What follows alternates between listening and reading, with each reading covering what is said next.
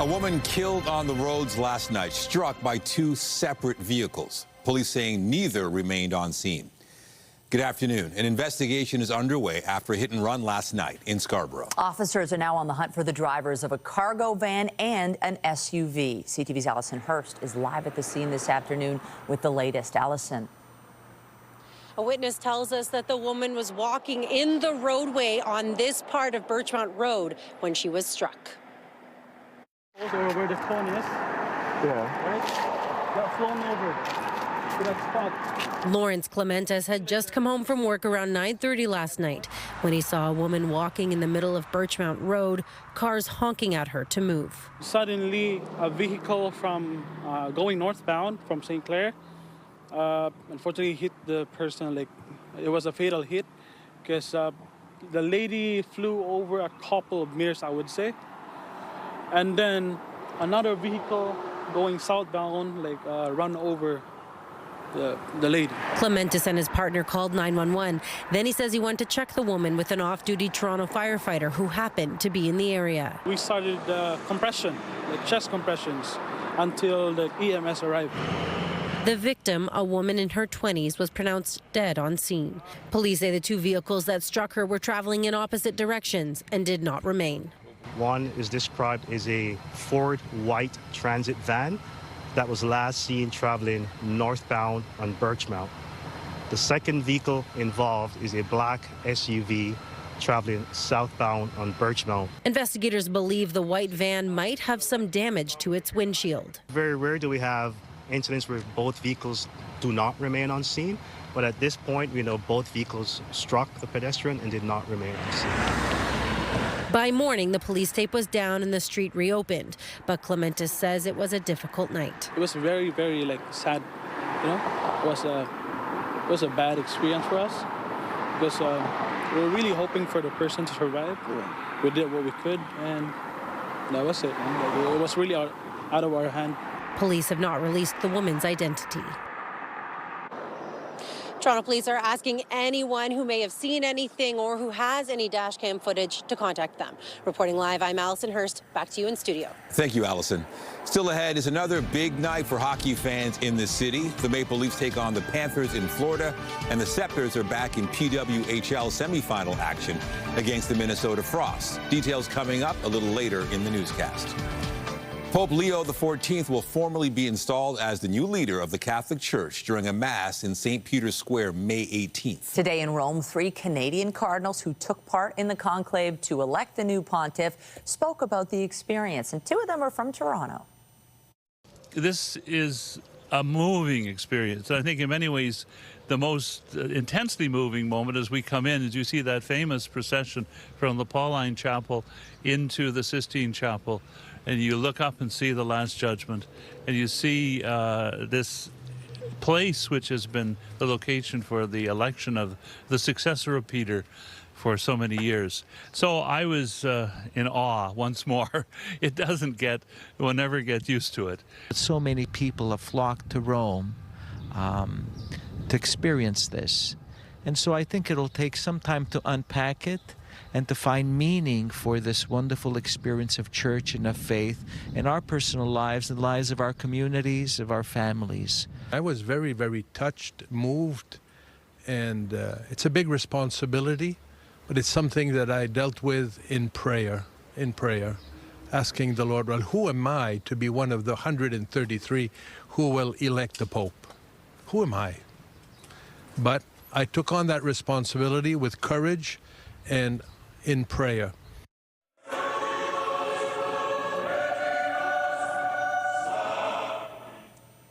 Pope Leo conducted his first Mass today. It took place in the Sistine Chapel, where he was elected less than 24 hours earlier. The new pontiff warned of the dangers caused by a lack of faith. The Mass was held with the same cardinals who chose him to be the successor to Pope Francis. He is the first U.S.-born pontiff. In the homily, he said he would seek to serve as the faithful administrator for the church as a whole. He will hold his first general audience on May 21st. Let's bring in CTV's Adrian Gobriel now from Vatican City. Adrian, it's the day after the Pope was chosen. What will some of the first orders of business be for Pope Leo XIV? Some of those first orders of business, as we touched on, giving Mass this morning to the Cardinals, opening that homily in English. Moving into tomorrow, there is the General Mass at St. Peter's Basilica, Sunday Mass, where he will give the prayer. On Monday as well, he's going to host an audience with members of the international media, similar to what Pope Francis did. And so, you know, with each word, with each appearance, everyone will be watching and listening very intently to how he plans to lead the Catholic Church, how he plans to use his voice for change. I know we were just sharing with our viewers on CTV News at noon the Canadian Cardinals who took part in the conclave. You know, it's such a secret, like once they shut the doors, Michelle, you know, that's locked and everything happens behind those closed doors. They take a vow of secrecy. Here's a little bit more from Cardinal Collins as he shared a little bit of what that experience was like. You go up to the altar, you look up at the Last Judgment, and the prayer you say before you put your ballot in the sort of an urn they have there is, I testify before Christ who will judge me that the one I am voting for is the one I truly believe should be the Pope. And then you place the ballot in there. I mean, it is awesome. They were also asked questions today. The Canadian Cardinals were asked about the fact that Pope Leo XIV is the first North American Pope, born in Chicago, Illinois in 1955. And they responded by saying he is not an American Pope, he is a Catholic Pope. And he was chosen not for the continent that he was born on, but for his outreach and the work he has done the world over and his ability to unite the Church and be a voice of reason and justice and peace for the world. Adrian, yeah, if only they could actually tell us what was happening behind those closed doors, but certainly what they said is quite insightful. What has the response been? You heard from the Canadian Cardinals reacting to this new Pope. What has the response been around the world? Certainly it is different to have an American for the first time. A lot of surprise, right? He was maybe on some people's list, but if he was on their list, he was at the bottom of the list. And that's in part because no one was predicting an American Pope. They said it would never happen because the United States, being a superpower, already has such a large place in the world. But now the people have had some hours to take stock of this decision and learn more about Pope Leo XIV. You know, he was said to be the least American of all of the cardinals, and that's mainly because he spent 20 years in Peru. He has dual citizenship. He is a man of the world who's worked, you know, in Peru with some of the poorest, most impoverished people in that country for decades. And so he actually may be the man for the moment as we look around us at the geopolitical situations, as conflicts breaking out around the world, that this is a voice for the Catholic Church, but also a voice for hope for humanity. CTV's Adrian Goverill live for us in Vatican City, where the new Pope is settling in. Appreciate it. Thank you. And here in the GTA, reaction continues to pour in. CTV's John Musselman is live at St. Leo's Roman Catholic Church in Etobicoke with more. John. Well, Nathan, they're pretty excited about the new Pope here, especially at St. Leo's Parish. The name connection is a big issue here. We'll show you a video. There was morning mass at 8 o'clock this morning here at St. Leo's on Royal York near Mimico. There'll be a special mass again today at 12:30 to celebrate the selection of the new Pope. Now, we had a chance to speak to some local residents and parishioners as well about the selection of Pope Leo. One gentleman we met is actually from Peru, so he's quite proud of the fact that Pope Leo spent nearly 2 decades as a missionary in Peru. And other people here as well watching the ceremonies in Rome, taking great pride in this and also hoping that the Pope can be the leader the Church is looking for. Here's what people had to tell us. It's a blessing. Now everybody wants to come to St. Leo, right? Yeah, so it's a good thing. We just hope that he is strong enough to stand for his beliefs and do the right thing for the people, that's all. I'm very happy, very happy. Why? Because he's a special people. He go for to all the, I'm sorry for my English, huh? No, it's good. But they live almost 30 years in Chiclayo. It's a north of Lima. Now, right next door to St. Leo's Catholic Church, St. Leo's Catholic School, we have a chance now to speak with the principal and some of the students, and we'll have much more on their reaction tonight on CTV News at 5 and 6. Reporting live, I'm John Musselman. I'll send it back to you. Can't wait to see what they say. Thank you, John. And we'll have more news in a moment, but first, can we take a moment to have a look at the weather out there? Beautiful sunshine, nice comfortable conditions, and we are heading into a weekend where there's a lot more of this. Let's bring in Lindsay Morrison with what we can expect. Lindsay. Well, Michelle, it gives me great pleasure to bring you this weekend forecast because it's true. There is so much to like, beginning with the kickoff today and a whole lot of sunshine. We are seeing a little bit of fair weather cloudiness in through eastern sections of the GTA, and then a little more in the way of cloud and possible showers the closer you get to Ottawa and Kingston, for example. But it is going to be a bright sunny day for us here in Toronto, already at 12 degrees at Pearson, 10 on the islands. Now today, we are going to be a little below seasonal once again, but with all that sunshine, hopefully nobody minds too much, already in the double digits in most areas. Worth mentioning that there is a frost advisory in effect once again for some areas overnight tonight and into tomorrow morning. Winds are pretty light right now. They will ease further into the night, but there's today at a glance. Forecast daytime high 16 degrees. Get outside and enjoy. We're going to take you through the Mother's Day forecast and the rest of your 7-day coming up. For now, Michelle, I'll send it back to you. Thanks, Lindsay. Well, the Maple Leafs are in Florida looking to take a 3-0 series lead against the Panthers. Joseph Woll's expected to be in the net again in place of goaltender Anthony Stolarz. CTV Sean Leathong is live in Maple Leaf Square with more. And Sean, the Leafs can really take control with a win tonight. Certainly, Nathan, a 3-0 lead in the series is something that was somewhat unthinkable going into the series, knowing that Florida was the Stanley Cup champions. But fans that I've been talking to today have been talking about confidence in this team because of what they saw in games 1 and 2. Now, going back to game 2, we've got some footage of what we saw there.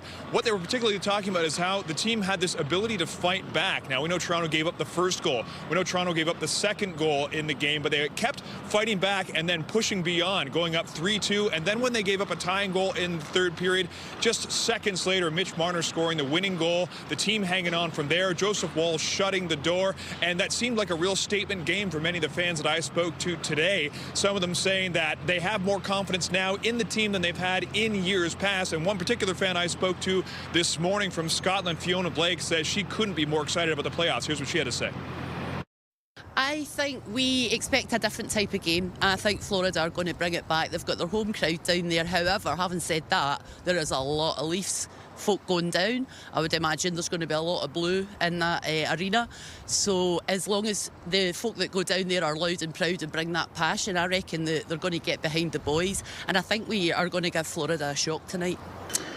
The way we've responded every game has made me a lot more confident in this team, where before when we go down, we kind of like hang our heads and be sad about things, whereas like we're fighting back every time, and I'm no longer scared about being down a goal or anything like that. So I've just had more confidence going into every game. Game 1, big confidence boost.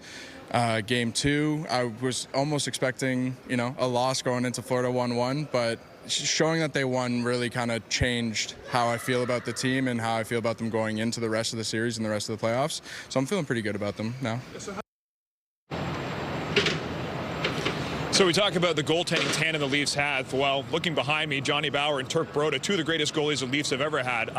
Joseph Woll and Anthony Stolarz aren't quite there, but the fans have been very excited how after Stolarz went down, Woll has stepped in, making big saves in the third period, and one particularly large save near the end of the third period that seemed to seal it for the Leafs. We'll see what happens in Game 3 right here in the Square. We know is going to be crazy, and we'll be here reporting live. I'm Sean Leathong. Nathan Michelle, send it back to you. You bet. Thanks, Sean. And staying on the ice, the Toronto Scepters are back in PWHL semifinal action against the Minnesota Frost tonight. The Scepters are looking to continue their winning ways, having taken an early lead in the series on Wednesday. CTV's Mike Walker is live at Coca-Cola Coliseum with more on the anticipation there. Mike. Well, Michelle and Nathan, both Toronto and Minnesota are anticipating Game 2 will be tough, both on the ice and mentally. And if the Scepters can pull off a big win on home ice tonight, they take a commanding 2-0 series lead in this best-of-5 semifinals. Now, let's go back to Game 1, where rookie Julia Gosling played a big part in Toronto's 3-2 win. She scored twice in the second period, and is just the second player in PWHL playoff history to score multiple goals in the same period. Now, if Toronto wins tonight, they put the defending Walter Cup champions on the brink of elimination. The Scepters believe Game 1 was their most complete game of the year. Now, this morning, both teams held optional skates, and we heard from some of the players just a short time ago. I thought it was a really good team game overall.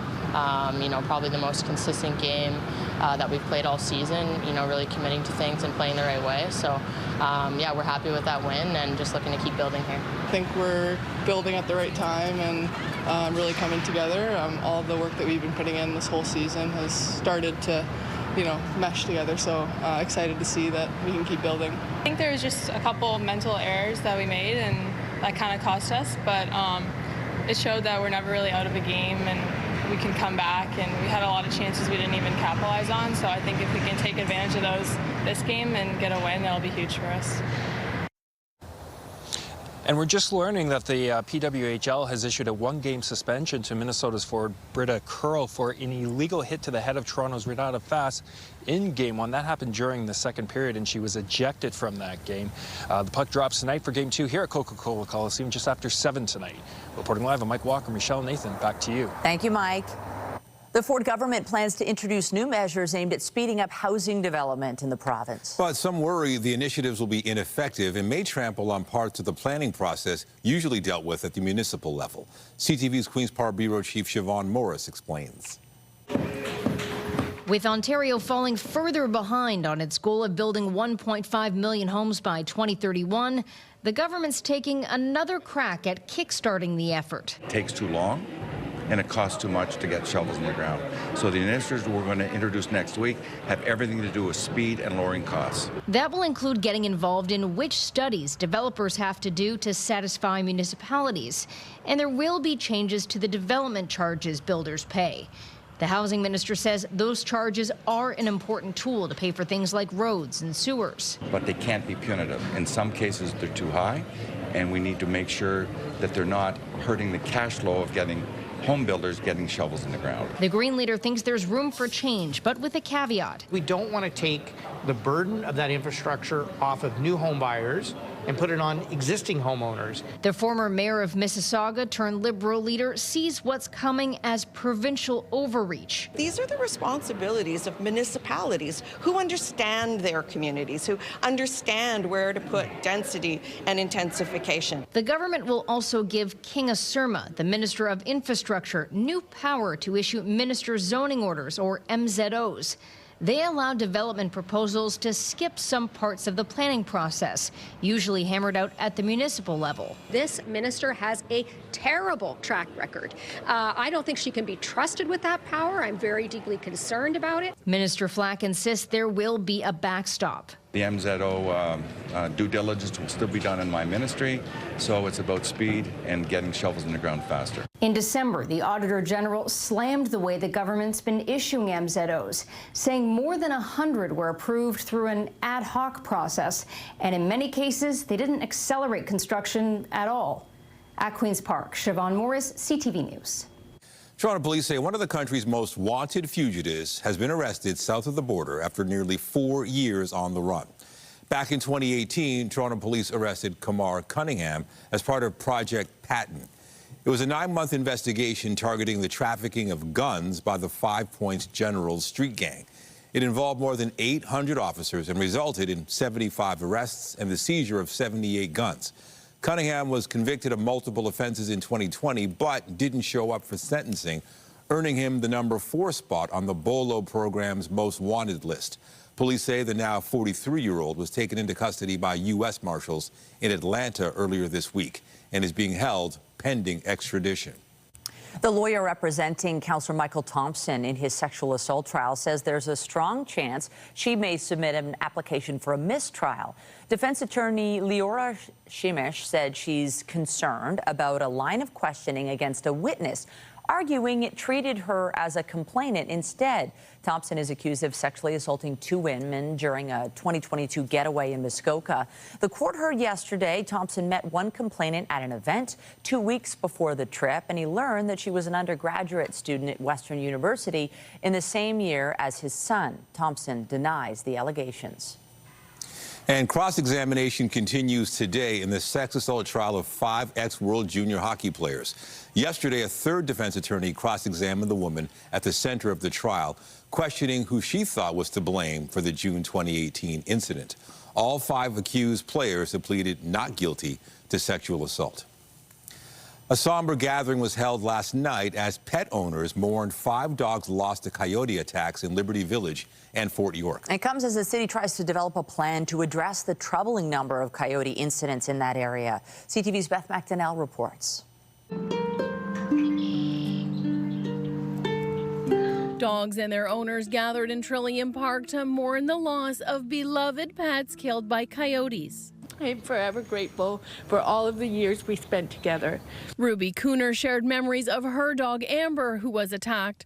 Since November, the Coyote Safety Coalition says there has been more than 130 encounters in Liberty Village and Fort York from aggressive coyotes, with 5 dogs dying. I lost my best friend, the love of my life, and I never thought that I'd be living without her so soon.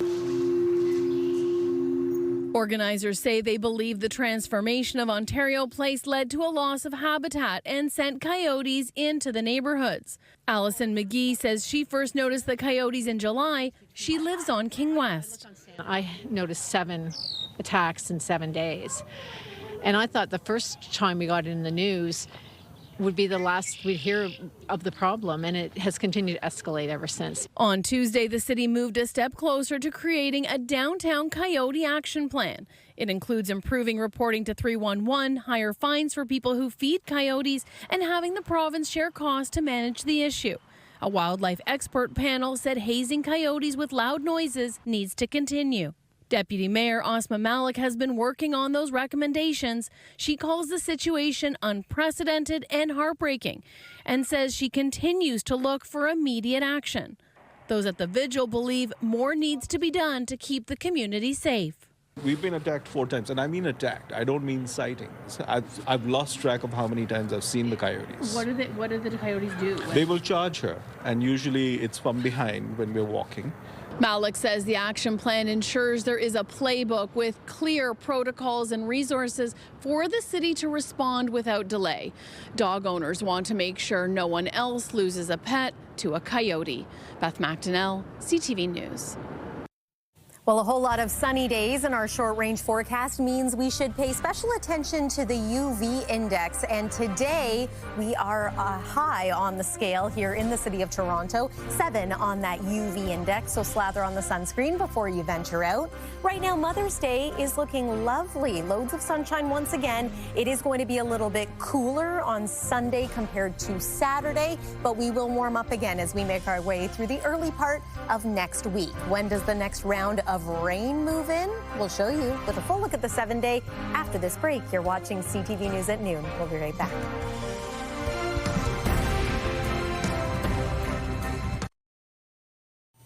All right, looking at the forecast, lots to look forward to, lots of sunshine, and of course, it's Mother's Day weekend. This is what mothers deserve, right? Yeah. And I think for a lot of people, maybe this is the weekend where you do some gardening. I know some people wait till after the long weekend, but it's looking really nice. I'm in the mood to get a jump on it. Yeah, me too. And the long weekend is really now only a weekend away. Yeah. It's a little bit early this year, so I know lots of people are eager. It is worth mentioning that much like last night, there is a risk of some patchy frost in parts of southern Ontario as we make our way again into tomorrow morning. But there are things you can do to protect your plants if you're already getting into the garden. Let's show you what it looked like earlier today, but first we'll let you know that weather is brought to you by the Presler Law Firm Injury Lawyers. You don't pay, unless they win. In addition to some patchy frost in some areas, we had a beautiful sunrise here in the GTA. Not much in the way of clouds for today. We might get a few fair weather clouds drifting in and out, especially around the east end of the GTA and then eastern sections of Ontario. But it's a lovely kickoff to the weekend already. Temperature-wise, we are in the double digits. It is 12 degrees right now in Toronto, 15 in the Windsor area, and 10 in Ottawa. 15 degrees already for you in Muskoka. Our forecast daytime high for this afternoon is 16 degrees in Toronto, a hair cooler than average. 18 is our seasonal norm. And into the evening hours tonight, sunshine continues. We are tapping into a bit of a northwesterly wind, so that's keeping us a little cool today, but still going to be in the double digits, still in the teens, in fact, through those early evening hours with loads of sunshine. It's overnight and into tomorrow morning. A reminder that we typically reach our coldest temperature overnight just before sunrise, and the sun continues to rise a little bit earlier. So around maybe 4 a.m., potential for frost in the areas that you currently see here under the advisory. I wouldn't be too surprised if that ends up being expanded to include some parts of the GTA a little later on. As for tomorrow's forecast daytime highs, look at Guelph, 21 degrees, 22 for you in Aurora as well as Burlington. Very pleasant, very comfortable for spending some time outside. 21 degrees in Trenton, and Huntsville, not bad at 17 degrees. We are in for even warmer air as we make our way through to about the middle part of next week. But with that, a little bit of active weather is going to return to the weather story. So let's talk about that next. There is a little bit of activity in southern Quebec, just edging close to the extreme eastern sections of our province here in Ontario. Some communities likely to get caught in the crossfire and experience a few showers around Gananoque, for example, and over toward Smiths Falls. But if anything, we get maybe a few clouds as a result of that low, expecting it to remain dry really for the next couple of days here. There's 6 o'clock tonight. So again, some fair weather clouds off to the east. And then early tomorrow morning for your Saturday, perhaps a little bit of cloud in the GTA. That doesn't last. It makes way for a beautifully sunny afternoon. And then Sunday at this point looks spectacular as far as the sun is concerned. But as mentioned, it is going to be a little bit cooler. So we go from 22 degrees on Saturday to about 16 on Sunday. I think that's still pretty pleasant for maybe an outdoor barbecue or even brunch on the deck. There's a look at Monday, 23 degrees with sunshine. We're up around 24 by the time we reach next Thursday, but you will want to keep the umbrella handy starting Tuesday, continuing Wednesday and Thursday with the chance of showers. We might need it by then. It'll be good for the lawns and the gardens. That's your look at the forecast for now. Michelle, I'll send it back to you. Thanks, Lindsay. Well, it would be a revolutionary way to get from Toronto to Niagara, cutting travel time to just minutes. The officials behind a proposed hovercraft passenger service say they are close to launch. Plans for a rapid transit hovercraft service on Lake Ontario that will transport passengers between Toronto and the Niagara region in just 30 minutes is one step closer to reality. Oh, it's going to be so much faster. It's going to be fast. It's going to be efficient. HoverLink Ontario has just finalized a docking agreement with Ports Toronto to secure a landing spot next to Billy Bishop Airport on the western gap of the Toronto Harbour. The company has previously secured the Niagara landing spot in St. Catharines. This was the most significant milestone that we had to achieve. It's what creates a route versus a ride around the lake. This agreement comes after extensive consultations with Ports Toronto, stating this service will reduce traffic and congestion on our highways and make better use of the lake and harbor for transportation, something it says is long overdue. Currently, by car, the trip takes more than an hour and a half without traffic. I'd like to go more often, but just because it's so out of the way, that's why I don't travel there. But if there was a ferry, straight across the water, that would be really convenient. HoverLink says the service will be year-round, targeting both commuters and tourists. Its 2 hovercrafts can carry up to 180 passengers per trip, with shuttle buses connecting travelers to tourist destinations across Niagara. And we can remove at full capacity close to 9,000 cars off of the QEW. That's a lot of CO2 emissions that we're reducing over time. Projecting more than 24 trips per day, a launch date has not been set. HoverLink's president says there is still a lot of work to be done, including permits, building the hovercrafts, and hiring staff. 2 years, and it could be a little bit longer because of the tariff situation right now. We are trying to reduce the time to construct by choosing prefabricated buildings and also trying to choose Canadian wherever possible for our manufacturing. As for the price of a ticket, that's something the company is still evaluating. At this point, Hoverlink anticipates the service will be launched in 2027 at the earliest. Well, this weekend, we'll see the return of an annual thank you gesture from the government of the Netherlands to the people of Toronto. This is a look at last year's Toronto Tulip Day, celebrating the flower which is famously cultivated and beloved by people in the Netherlands and around the world. The Dutch consulate says it will hold the event once again this weekend, and it will be giving out 40,000 tulips as a symbol of enduring gratitude and ongoing friendship 80 years after Canadian troops helped liberate the country during the Second World War.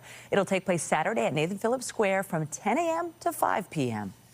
And 23,000 runners are lacing up their shoes for the 25th annual Sporting Life 10K this Sunday. It's one of the biggest running events of the year, and it'll see streets shut down early that morning on the route from Yonge and Lawrence to the finish line on the lakeshore. The event raises money for children's charity Campfire Circle. Still ahead, the science behind the health risks of eating ultra-processed food. Why experts say you should cut back on certain foods. That's coming up.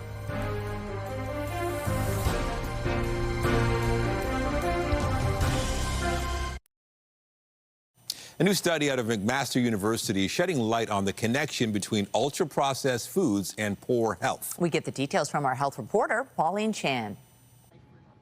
Scientists have long associated ultra-processed foods like cookies and cold cuts with health risks. We looked at their intakes of ultra-processed foods, and we saw that as their levels of ultra-processed foods increase, so did their levels of these risk factors for cardiometabolic disease. The study by McMaster University researchers looked at more than 6,000 adults. They had higher BMIs and waist circumference. They had higher blood sugars, higher blood pressure, higher triglycerides, and interestingly, they also had higher levels of various inflammatory markers. And that was all independent of a number of lifestyle and socio-demographic variables. That indicates to us that ultra-processed foods are impacting our health in ways independent of our total caloric intake. The study also found a strong association with C-reactive proteins. CRP is a marker of our systemic inflammation. And so when we saw increased levels of that marker, kind of indicated to us that there was something in these foods outside of what our body typically registers as a food product that is causing this disruption or this inflammation in our systems. Anthea Christoforou says, in fact, the body may even see ultra-processed foods as non-foods entering the body. There's more work that needs to be done to parse out the mechanism behind this pathway. Her advice to Canadians? Trying to build meals around foods that are as close as possible to their natural form, things like fruits and vegetables. The less processed a food item is, the better it is for the body. Pauline Chan, CTV News. As the Ford government faces questions over its handling of the Ontario measles outbreak, the case count has continued to climb. Public Health Ontario says 1,440 measles cases have now been reported since October of last year. That's up nearly 200 from the week prior. 101 patients have been hospitalized. 95 of them were not immunized, and they are mostly children. The outbreak has been concentrated in the province's southwest, but Premier Doug Ford has said his government is taking steps to encourage anyone and everyone to get vaccinated if they aren't already. Well, there's another study, a new one, that says there is no mystery brain disease affecting people in New Brunswick, despite years of patients presenting with neurological symptoms of an unknown cause. Despite the study's findings, the premier of that province says the search for answers isn't over, and she's determined to find out what is making so many people sick. CTV's Sarah Plowman has more. A new study that found there's no mystery brain disease in New Brunswick won't stymie the province's probe for answers. We need to continue to explore what's making people sick. Reaction to a study published in JAMA Neurology that concluded there's no support for the existence of a mystery brain disease, and there's strong evidence against an environmental toxin causing patients' symptoms. Researchers reevaluated 25 patients diagnosed with a so-called neurological syndrome of unknown cause and found they all had well-known conditions such as Alzheimer's, cancer, or head injuries. We have what we believe here now is a case of misdiagnosis that has evolved to misinformation. The study highlighted how patients had a broad range of very different diseases. It's highly unlikely, or if not impossible, that a single environmental factor then could have created this syndrome that has been touted to be due to environmental toxins. It comes as New Brunswick's Public Health reviews 222 patient files to dive into concerns about elevated levels of environmental substances found in patients. The neurologist who first diagnosed patients with an unknown illness disagrees with the study, saying in part that he has many questions regarding the methods and the content, including cases never evaluated by us or that might not have been part of this cluster. I think it's inaccurate. I think it's false. And I think it's very, very harmful to the patients. Stacey Quigley-Cormier's stepdaughter is one of Dr. Morero's youngest patients. It's not that they're sick, like this study talks about. It's why. Why do they have rare antibodies? Why are multiple people in multiple families sick? The study urges patients to get a second opinion, noting it appears few sought this. Quigley-Cormier says her stepdaughter did seek a second opinion, but thought that it was an incomplete diagnosis. Sarah Plowman, CTV News, Fredericton. Lord of the Rings fans now have a better idea of when to expect a new live-action film from the franchise. Must have the precious. We've known since last year a new movie called The Hunt for Gollum was on the way, directed by Andy Serkis, in the same role he played in the original Lord of the Rings films. While originally set to debut next year, multiple reports out of Hollywood say Warner Brothers has now set a release date of December 2027. Legendary British rockers The Who are preparing for what they're calling a farewell tour.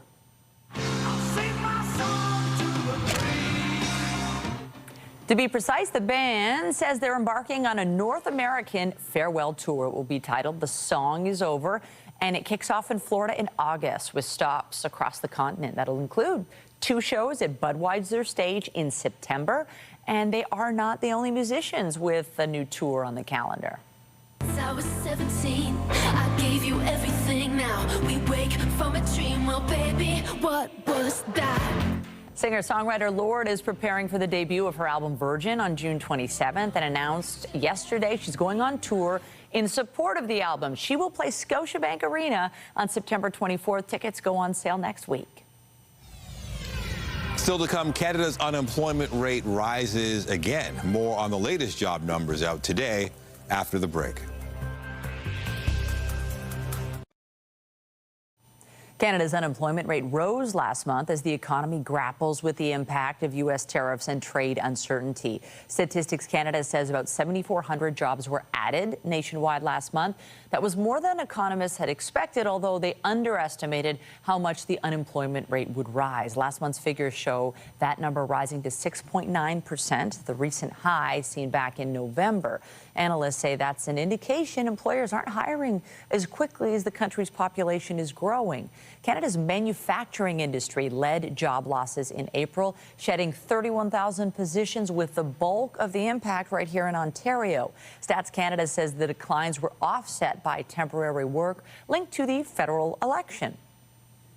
Meanwhile, today, the city is launching the annual Toronto Employment Survey. From now through to the end of August, surveyors with city badges will stop by more than 73,000 businesses to gather information about business activity and employment. This year's survey will include a new question on the potential impacts of international trade disruptions.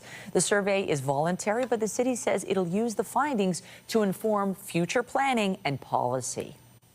Rental costs in the province are starting to creep up despite overall trends showing a decline. That's according to the latest data from rentals.ca.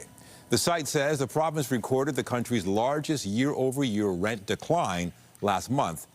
Asking rents fell 2.7% to an average of $2,338. Despite asking rents remaining lower than 2024, April saw a month-over-month increase of 0.4% from March, reaching a 5-month high.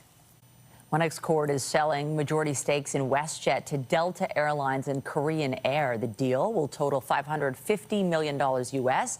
Delta will acquire a 15% stake in the Calgary-based airline, while Korean Air will buy a 10% stake.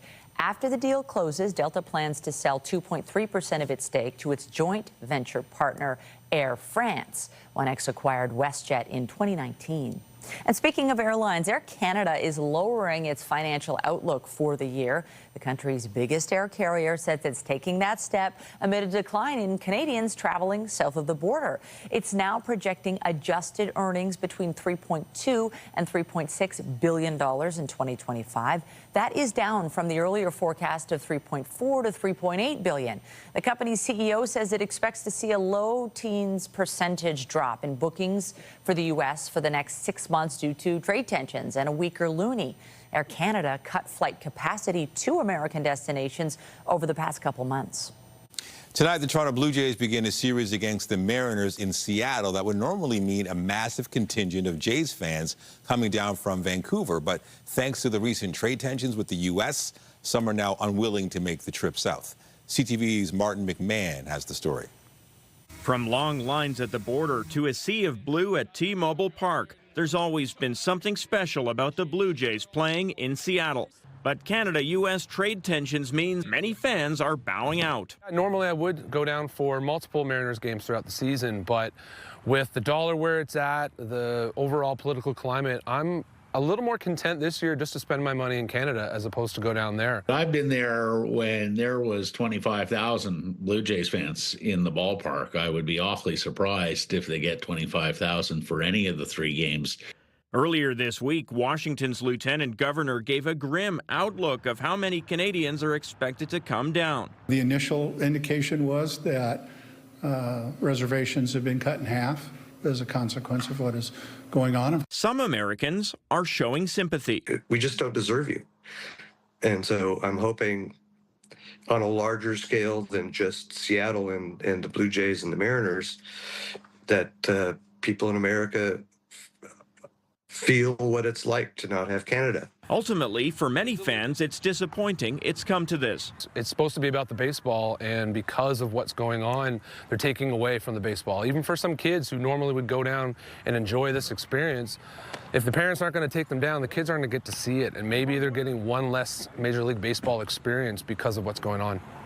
While it seems many Jays fans are going to stay home, we'll have to wait until these games actually take place to see the scale of the drop-off. Martin McMahon, CTV News, Vancouver. Well, the new Pope is from Chicago, and there has been speculation about which of the city's 2 Major League Baseball teams he cheers for. I read that he's a Cubs fan. That's not true. That's not true. He's not a Cubs fan. That's not What true. is he? He's a Sox fan. The Chicago Cubs initially claimed the pontiff as one of their own. They even posted on the iconic Wrigley Field electronic board, "Hey, Chicago, he's a Cubs fan." But after Pope Leo XIV's brother set the record straight there, the White Sox posted on their own board, "Hey, Chicago, he's a Sox fan." In Thailand, an elaborate ceremony was held that marks the start of the rice planting season. The annual ritual goes back about 700 years. Back then, the cultivation of rice was central to Thailand's culture and economy. The ceremony is meant to give encouragement to farmers as the new planting season begins. The event includes 2 oxen choosing from a selection of food offered by priests. The offerings symbolize adequate water supplies, abundance of food, and good international trade. Coming up on CTV News, former Toronto Mayor Rob Ford is the subject of a new Netflix episode, part of a documentary series set to hit the platform next month. We'll have the details after this short break.